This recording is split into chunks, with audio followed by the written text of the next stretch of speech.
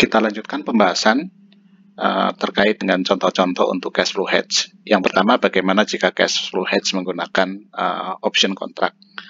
Kita lihat satu contoh di sini, suatu perusahaan menggunakan kontrak opsi yang ditandatangani tanggal 15 Januari 2016, biayanya sebesar 1.000. Lalu ada exercise price atau strike price-nya, dapat membeli 100.000 galon dengan harga $1 per galon. Dan opsi ini akan berakhir pada tanggal 31 Mei. Diasumsikan European option sehingga hanya bisa di-exercise pada tanggal ini, expiration.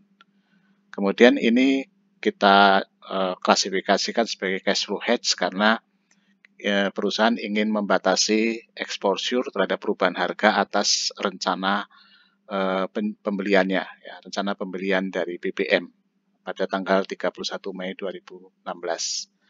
Nah, karena cash flow hedge ya, maka kita ingat bahwa ketika cash flow hedge, laba atau rugi akan ditunda, nanti baru diakui ketika pos yang dilindung nilaikan atau yang di hedge tadi diakui pada laporan rugi laba. Jadi di sini kita catat perolehan dari option, harganya 1.000, berarti kita dapat fuel contract option sebagai aset dan cash 1.000 kita kredit. Kemudian pada 31 Maret 2016 ketika kita membuat laporan interim diketahui ternyata harga BBM itu 1,25 per galon. Sehingga perusahaan tadi mendapat keuntungan 0,25 per galon atau 25.000. Nah, 25.000 tadi ingat ini akan didapatkan pada 31 Mei atau 2 bulan kemudian sehingga kita present value-kan. Nilai present value-nya adalah 24.752. Nah, dengan angka tadi, ya, kita tahu bahwa nilai dari option akan sebesar 24.752. Kita sudah mencatat sebesar 1.000, berarti kita tambahkan 23.752, yaitu 24.752 dikurangi 1.000. Sehingga kita akan debit fuel contract option 23.752, kita kreditkan ke other comprehensive income, yaitu unrealized holding gain on fuel option contract, bukan ke gain, karena nanti kita tunda sampai transaksi yang diramalkan tadi masuk ke rugi laba. Nah, kemudian ternyata pada tanggal 31 Mei, harga minyak tadi naik menjadi 1,3. Nah, dengan demikian, maka perusahaan akan mengeksersis ya, pada harga 1 dan mendapatkan keuntungan 0,3 per galon. Di net settlement maka akan diperoleh 30.000. Ya, jadi di sini akan mendapatkan 30.000. Fuel inventory-nya itu akan dibeli dengan harga 130 harga pasarnya.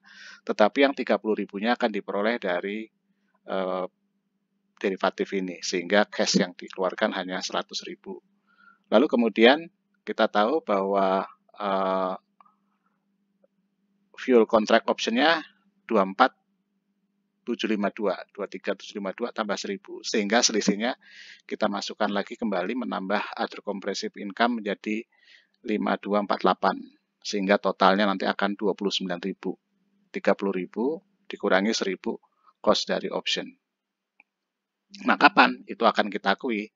Ketika fuel inventory kita proses, kemudian kita jual, ya, maka kita catat cost of goods sold-nya, sehingga fuel inventory menjadi expenses masuk cost of goods sold.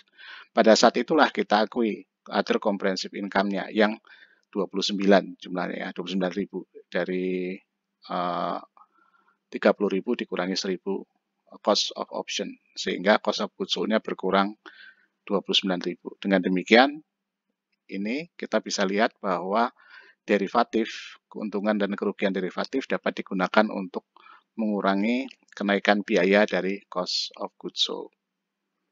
Lalu yang kedua, bagaimana kalau menggunakan futures contract? Nah, di sini ada satu contoh perusahaan yang menggunakan futures contract untuk melakukan lindung nilai atas transaksi yang di forecast. Kembali di sini juga perusahaan ingin membeli 100.000 barrel futures contract ya, yang akan memberikan hak kepada dia untuk membeli ya, sekaligus kewajiban untuk membeli sebesar 1.4007 dolar per galon. Ingat di sini kontraknya dalam barrel, tapi harganya dalam galon. Jadi kita mesti tahu bahwa berapa konversi dari barrel ke galon. Diketahui setiap kontrak itu untuk 1.000 barrel atau 42.000 galon. Ya, jadi 1.000 barrel atau 42.000 galon berarti 1 barrel sama dengan 42 galon. Dan karena membeli 100.000 barrel, maka kontrak yang ditandatangani atau setujui adalah 100 kontrak. 100 kali 100.000 barrel. Jadi totalnya 100.000 barrel. Kok 100 kali 1.000 barrel. Dan ditetapkan karena ini futures, maka ada margin yang harus disetorkan sebesar 100 per kontrak. Jadi totalnya 100 kontrak dikalikan 100 per kontrak nanti akan menyetor sebesar 10.000. Ini jurnalnya. Jadi akan menyetor margin futures kontrak 10.000, lalu kredit kas sebesar 10.000. Nanti untuk pengiriman ya di bulan Februari ditandatangani 1 Desember, jadi di awal Februari. Nah, pada akhir tahun kita harus melakukan penyesuaian. Kita punya futures kontrak, kita nilai berapa perubahannya, kenaikannya. Nah, diketahui ternyata pada saat itu harga dari BBM tadi, ya dari futures tadi untuk delivery. Nah, di sini harganya kita tahu. Futures untuk delivery akhir Januari berapa? 1,4050. Kita tadi harga pada saat kita tanda tangani 1.4007. Ini per galon dikalikan total galon. Total galonnya adalah 100.000 dikalikan 42 atau 4,2 juta galon. Sehingga nilai dari futuresnya kita sekarang 18.060. Karena kita akan mendapatkan sebesar 18.060 tadi. Menambahkan saldo margin. Sehingga kita dapat futures kontrak 18.060. Kita catat other comprehensive income 18.060. Kemudian pada tanggal 31 Januari 2017 maka spot sama rate akan sama sebesar 1,3995 dan akan menyelesaikan dengan kontrak membeli 100.000 barrel. Maka di sini kita akan catat dulu sekarang futures kontraknya turun karena harganya jadi 1,3995. Sebelumnya kita catat dengan jurnal ini sebesar 1,4050 sehingga harus dikurangi sebesar 23.100 kita debitkan ke other comprehensive income. Nanti saldo futures kontraknya akan sebesar margin ditambah keuntungan dikurangi kerugian sehingga akan diperoleh 4960. Artinya dari transaksi futures ini perusahaan rugi sebesar 5040. Dari 23.100 dikurangi 18.060. Mendapatkan kerugian 23.100, keuntungan di periode lalu 18.060. Sehingga ketika di settle, perusahaan akan mendapatkan kas yang tadinya menyetor 10.000. Karena rugi, dia hanya akan menerima 4960. Lalu dia akan membeli heating oil pada harga pasarnya, ya, pada harga spotnya 13995, dia keluarkan kas sehingga totalnya 5.877.900. Nah, kemudian diasumsikan dia menjual 2 dolar per galon, maka dia akan mendapatkan cash sebesar 8,4. Kemudian dia akan mencatat cost of goods sold sebesar 5.877.900. Kemudian other comprehensive income, karena ini sekarang kita akui kerugi laba dari inventorinya kerugi laba, maka pada saat yang sama kita akui juga akumulasi dari kerugian tadi Sehingga ada comprehensive income yang debit sebesar 5040, kita kredit, kita tambahkan ke cost of goods sold. Nah, cost of goods sold-nya akan sebesar 5882940 atau sama dengan tadi, harga yang kita putuskan untuk kita lock di awal dengan melaksanakan atau melakukan forward contract tersebut. Sekarang kita bahas satu contoh lain terkait dengan fair value hedge ya. Di sini perusahaan itu akan berusaha mengurangi risiko dari aset yang ada atau komitmen pembelian atau penjualan yang sudah pasti. Nah, tujuan dari fair value hedge ini adalah untuk mengurangi risiko harga pada aset yang ada atau utang ada atau tadi pada komitmen pembelian atau penjualan yang sudah pasti. Nah, kedua item tadi akan dicatat sebesar fair value-nya pada saat tanggal pelaporan dan selisihnya akan diakui sebagai laba atau rugi pada laporan keuangan. Nah, biasanya firm komitmen untuk pembelian atau penjualan itu tidak dicatat walaupun sudah ada kepastiannya. Tetapi karena tadi terkait dengan hedging accounting, maka di sini ada satu cara khusus untuk transaksi hedging, maka kenaikan dan penurunan dari komitmen tadi dapat dicatat di pembukuan perusahaan sehingga dapat mengoffset penurunan dan kenaikan dari instrumen hedging-nya. Misalnya di sini ada satu contoh kasus ya. Ada suatu perusahaan yang setuju untuk membeli 100.000 liter whisky dari suatu pabrikan 6 bulan yang akan datang, yaitu tanggal 30 Juni, pada harga $15 per liter. Ya, ini harga pada tanggal 1 Januari. Jadi akibat transaksi ini ada penjual tadi, manufacturer, itu nanti akan menerima pembayaran fix, yaitu $15 per liter dari buyer perusahaan ini. Nah, karena transaksinya fix, maka si buyer tadi menghadapi risiko bahwa harganya ini fix, padahal bisa saja dia merasa bahwa ada perubahan harga pasar di mana bisa saja harganya turun, maka dia akan mengubah, dia nggak mau menerima fix, dia akan berkontrak dengan pihak lain di mana dia akan menerima dari pihak lain tadi fix yang untuk dibayarkan ini, tetapi akan membayar kepada pihak lain itu variabel. Nah, akibat dari pengaturan ini, maka sekarang si buyer ini tidak lagi mengunci harga pada 15, tapi nanti terserah harganya berapa.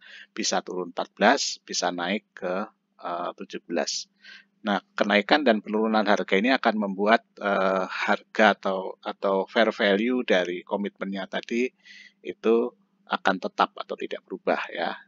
Dimana kita ingat kalau kita punya utang atau piutang ya dengan tingkat bunga fix, maka utang dan piutang tadi akan naik turun nilainya karena kenaikan atau penurunan tingkat bunga. Tetapi kalau utang tadi dalam tingkat bunga variabel, maka ketika tingkat bunga naik atau turun, maka nilai utang atau piutang tadi tetap. Itu mirip dengan ilustrasi ini. Nah, di sini kalau kontraknya misalnya harga pasarnya ternyata turun jadi 14, ya, maka perusahaan itu akan menerima 1.000 dalam bentuk net settlement tadi. Ya. Jadi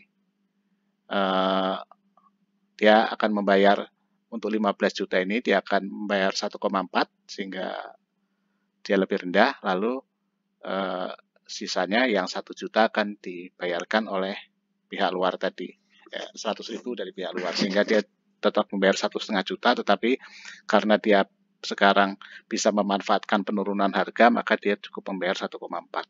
Sebaliknya, kalau harganya naik jadi 17 liter, maka si B ini akan membayar 15, kemudian ditambah membayar 2 ke B ini. Jadi totalnya adalah 17. Nah, bagaimana akuntansinya? Nah, misalnya diasumsikan tanggal 1 Januari adalah tanda tangan kontrak. Di sini nilainya 0, tidak ada, ya, karena memang tidak ada cash atau sesuatu yang dibayarkan. Lalu pada tanggal 31 Maret, pada tanggal pelaporan interim, ternyata harga dari whisky tadi turun 13 liter. Dengan demikian, dia akan mendapatkan nanti 200.000 dari pihak lain tadi. Ya, $15 dikurangi 13 kali 100.000, 200.000.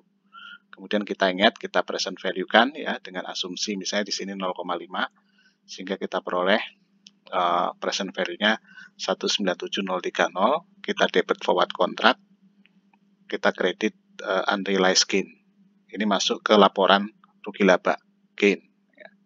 Pada saat yang sama, maka kita akui adanya loss pada purchase commitment atau firm purchase commitment tadi, angkanya sama 197.030, debitkan sebagai loss, sehingga gain sama loss hasilnya 0. Pada tanggal 30 Juni, kontrak diselesaikan, harga pasar dari whisky adalah 14,5 pada saat itu. Sehingga perusahaan nanti akan menerima selisihnya 14,5 dikurangi 15, ya, akan menerima cash 50.000. Lalu forward kontraknya, saldonya akan dikredit, selisihnya masuk ke unrealized loss, diakui sebagai unrealized loss. Tetapi pada saat yang sama, kita akan mengakui unrealized gain dari transaksi ini. Jadi firm purchase commitment-nya 197 kita debit, lalu whisky inventory, karena kita beli pada harga 14,5 maka menjadi 1450, kas yang dikeluarkan tetap 1,5 juta, sehingga selisihnya akan unrealized gain dari firm purchase commitment. Di sini angkanya sama, saling menghapuskan sehingga ruginya atau labanya 0. Untuk lebih bisa memahami perbedaan antara cash flow hedge dan fair value hedge, maka kita bisa menggunakan satu contoh transaksi hedging dengan menggunakan interest rate swap, karena di sini akan kelihatan sekali ketika kita memutuskan melakukan hedging pada cash flow, maka itu berkebalikan dengan ketika kita memutuskan melakukan hedging untuk fair value-nya. Kita ambil satu contoh yang sama di sini. Jack Company meminjam sebanyak 200.000 dari State Bank, ya, dan pada tingkat bunga variabel. Ya, variabelnya adalah LIBOR plus 2%. Tingkat bunga pada awal ditetapkan 9% untuk pembayaran untuk 1 tahun. Jadi pembayarannya per 31 Desember 2016. Lalu untuk 2017 nanti akan dilihat pada akhir tahun 2016 berapa LIBOR-nya, lalu tambah 2%. Demikian juga untuk 2018 kita lihat akhir tahun 2017 berapa LIBOR rate-nya, lalu tambah 2%. Nah, kita asumsikan di sini karena awalnya variabel rate, Jack merasa khawatir dengan fluktuasi tingkat bunga, sehingga dia maunya membayarkan bunga tetap. Nah, jadi di sini ini Jack ya,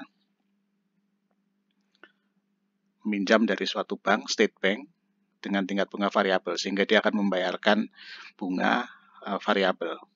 Nah, karena dia tidak ingin menghadapi bunga variabel, maka dia menghubungi suatu bank lain atau lembaga keuangan lain untuk melakukan interest rate swap. Di sini perjanjiannya, bank tadi, yang lain tadi akan memberikan bunga variabel kepada Jack, lalu tapi Jack akan membayar fix. Nah, ditetapkan fixnya adalah 9%.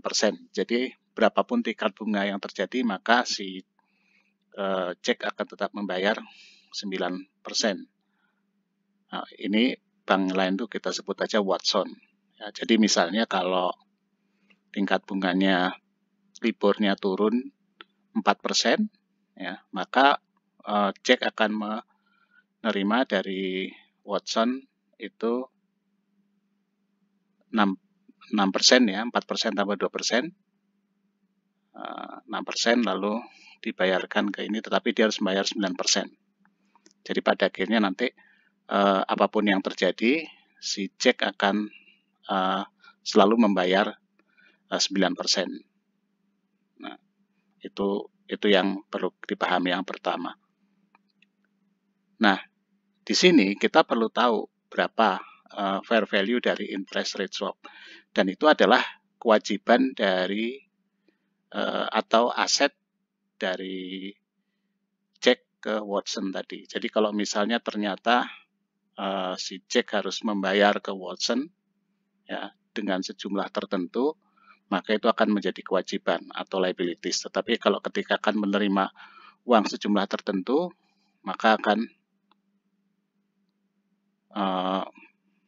merupakan aset bagi Jack ya. Nah, di sini kita lihat misalnya kita harus tahu karena proses ini dimulai dari Januari 2016, maka akan ada, kalau kita asumsikan pembayaran bunganya tahunan, maka akan ada pembayaran bunga pada 2017 ya, berdasarkan 2016 dulu berdasarkan tingkat bunga awal, lalu 2017 berdasarkan tingkat bunga 2016 ya nanti, dan di 2018 ketika disettle. Nah, di sini kita coba lihat dulu, karena pembayaran di 2017 itu berdasarkan tingkat bunga di 2016, maka kita perlu berapa tingkat bunga di 2016 akhir ya. Kalau awal sudah di 9% ya, akhir berapa? Nah, misalnya diketahui pada akhir 2016 tingkat bunganya 6,5%, sehingga rate yang akan digunakan adalah 8,5%. Yang akan dibayarkan oleh Jack ke State Bank, variabel Jack ke State Bank itu 8,5% atau 17.000. Tapi kita tahu bahwa si Jack itu tingkat bunganya fix 9%, sehingga selisihnya sebesar 1.000 itu akan dibayarkan kepada Watson, karena Watson dia akan setuju membayar 9%. Jadi 1.000 ke Watson ya. Dengan asumsi di sini kita harus mengasumsikan bahwa tingkat bunga tidak berubah atau kita sebut flat interest rate curve, maka selisih 1.000 ini akan juga mempengaruhi pembayaran tahun 2018. Jadi ada selisih 1.000 dengan tingkat bunga 8,5% yang dibayarkan ke Watson di akhir 2017 dan nanti akhir 2018. Dengan demikian kita bisa hitung present value-nya. Jadi tingkat bunganya sudah diketahui 8,5%, maka yang pembayaran di Desember 2017 kita lihat dari posisi di Desember 2016 adalah 1.000 dibagi 1,085 karena 1 tahun. Lalu untuk yang 2018-nya dalam posisi di Desember 2016, 1.000 lagi dibagi 1,08. Ini selisih pembayaran bunganya 848. Sehingga kita ketahui value dari interest rate swap-nya membayar kepada Watson liability sebesar 1770 dari 922 ditambah dengan 848. Ya. Nah, kemudian jadi kita tahu di sini ada liabilities dari swap. Ya, dari swap ini. Nah, kemudian kita lihat posisi per Desember 2017 berapa sekarang LIBOR rate-nya. Ternyata 7,25. Nah, dalam posisi 7,25 tadi, maka si Watson akan membayar sebesar 500. Jadi karena sekarang tingkat bunganya tinggi dan ini 9%, jadi Watson akan membayar kepada Jack 500. 500 ini akan diterima 1 tahun kemudian sehingga present value-nya 485 dengan tingkat bunga 9,25% ya. Di present value kan 1 plus tingkat bunga. Nah, bagaimana jurnalnya? Nah, sekarang ini aset. Kalau tadi liabilities, ini aset. Nah, bagaimana jurnalnya? Maka ini pada saat utang, cash pada loan payable, lalu pada saat pembayaran bunga yang pertama 9%, normal ya, itu 18.000. Kemudian si Jack akan mencatat ini tadi liabilities-nya. Ketika diketahui ternyata tingkat bunga untuk 2 tahun ke depan itu ternyata turun ke 8,5% dari 9% ya. Udah kita hitung 1770, maka akan kita debit other comprehensive income ya, ini di stockholder equity ya. Lalu interest rate swap-nya liabilities 1770. Fast forward 1 tahun kemudian, pada tingkat bunga 8,5%, maka si Jack akan membayar ke State Bank 17.000 berdasarkan tingkat bunga 8,5%. Tapi dia juga karena dia sekarang berjanji fix ke Watson, maka dia akan membayar selisihnya 1.000 credit cash ke Watson dari interest rate swap. Kita ketahui di 2017 sekarang interest rate swap-nya jadi aset. Maka kita debit interest rate swap-nya aset 485, yang interest rate swap liabilities kita debit, kita hilangkan, sehingga kita munculkan other comprehensive income 2.228. Fast forward 1 tahun kemudian, penyelesaian, si Jack akan membayar kepada State sebesar 18.500 karena tingkat bunga 925, tetapi 500-nya akan diperoleh dari Watson, sehingga dia beban bunganya tetap 9% atau 18.000. Lalu karena sudah berakhir, maka interest rate swap-nya kita hilangkan, kita debit other comprehensive income. Ini akan membuat other comprehensive income jadi 0. Lalu kita catat pelunasan loan payable 200.000 pada kas 200.000. Pada kasus sebelumnya, kita menghadapi situasi di mana satu perusahaan memiliki utang, kemudian mengkhawatirkan variabilitas dari pembayaran bunganya, sehingga memutuskan untuk menukar pembayaran bunga variabel menjadi bunga tetap. Nah, apabila yang menjadi fokus perhatian atau fokus dalam kekhawatiran dari kreditur tadi atau perusahaan tadi adalah nilai fair value dari utangnya, maka situasi sebaliknya. Kita tahu ketika ada suatu utang dengan bunga tetap, ketika ada perubahan bunga maka akan menyebabkan fair value dari utang tadi naik atau turun. Jadi dalam hal ini perusahaan tadi meminjam ke bank dengan menggunakan bunga tetap. Jadi di sini kalau ketika menghadapi bunga tetap, maka yang terjadi perusahaan tadi apabila melakukan hedging khawatir akan nilai utangnya. Nilai utangnya dapat naik atau turun karena perubahan dari tingkat bunga. Oleh karena itu, perusahaan memutuskan untuk melakukan swap, membayar variabel dan menerima bunga tetap dengan Watson. Jadi di sini dia melakukan swap kepada Watson ya, dan membayar variabel dan menerima bunga tetap, dan bunga tetapnya akan digunakan untuk membayar kepada State Bank. Jadi situasi sebaliknya. Yang ini, model hedging seperti ini, itu disebut sebagai fair value hedge. Nah, fair value hedge dalam hal ini, maka perubahan atas nilai dari swap itu nanti akan digunakan untuk mengoffset atau menghapuskan perubahan pada nilai utang. Jadi prinsipnya nanti ketika nilai utang naik, maka nilai swap turun atau sebaliknya.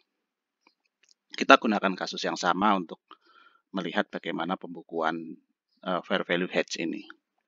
Yang pertama adalah ketika perusahaan melakukan peminjaman akan mendebit cash 200.000 dan pinjaman loan payable 200.000. Kemudian pembayaran bunga untuk tahun pertama itu dengan bunga dasar tadi yang ditetapkan di awal 9%, maka akan dibayarkan 18.000. Lalu pada saat itu kita akan mencatat itu swapnya, karena akan menerima uang maka akan ada interest rate swap, perhitungannya ada pada contoh sebelumnya sebesar 1770, dan ini digunakan untuk menaikkan sehingga menaikkan saldo ini loan payable. Jadi kenaikan loan payable 170 liabilities di offset dengan kenaikan aset 1770, netnya akan 0. Kemudian pada akhir tahun 2017 membayar bunga, lalu menerima cash dari Watson sebagai settlement selisih bunga pada 8,5% untuk akhir tahun 2017 sebesar 1.000, di debit cash 1.000 mengurangi interest expense. Jadi interest expense-nya dari fix menjadi variabel. Kemudian mencatat berapa nilai dari interest swap yang baru. Nilai dari interest rate swap yang baru itu liabilities atau nanti perusahaan akan membayar sebesar 485. 1170-nya kita kredit, kita gunakan untuk mengurangi loan payable. Jadi di sini ke loan payable. Kemudian kita debit interest expense, lalu kita juga bayar selisihnya karena tingkat bunga sekarang naik ya menjadi 9,25 tadi. Lalu interest swap tersisa itu kita hapuskan, lalu loan payable-nya kita hilangkan, kita hapuskan karena sudah dilunasi di sini. Jadi dengan cara begini maka loan payable kembali ke angka 200 setelah tadinya di kredit 1770, di debit 2228, lalu di kredit 485. Dengan demikian ringkasan dari transaksinya sebagai berikut. Pada awal utangnya 200.000, lalu kemudian interest rate swap-nya debit 1770, lalu loan payable-nya bertambah 170 sehingga netnya 200.000. Interest expense-nya 18.000, tingkat bunga 9% untuk tahun pertama. Lalu di tahun kedua swap-nya menjadi 485 kredit, balance sheet, loan payable pada balance sheet-nya 199.542. Kalau dijumlahkan keduanya juga 200.000, tetap sama. Interest expense-nya turun 17.000 karena tingkat bunganya turun ya. Jadi dari fix menjadi variabel. Dan di tahun terakhir hanya pembayaran atas bunga saja. Semuanya sudah lunas. Nah, jadi ini contoh bagaimana interest rate swap tergantung dari apa yang perusahaan akan lindung nilaikan. Kalau perusahaan khawatir dengan pembayaran bunga variabel, maka melakukan interest rate swap dari variabel ke fix, dan itu kita sebut sebagai cash flow hedge, karena yang menjadi perhatian adalah cash flow dari pembayaran bunganya. Tetapi kalau yang menjadi perhatian adalah nilai dari utangnya supaya tidak berubah, maka kita menyebut itu fair value hedge. Nah, pada fair value hedge yang terjadi adalah swapnya itu dari bunga tetap ke bunga variabel. Perubahan pada interest rate swap pada nilainya itu akan menyesuaikan ke nilai dari loan payable sehingga total loan-nya akan tetap 200.000.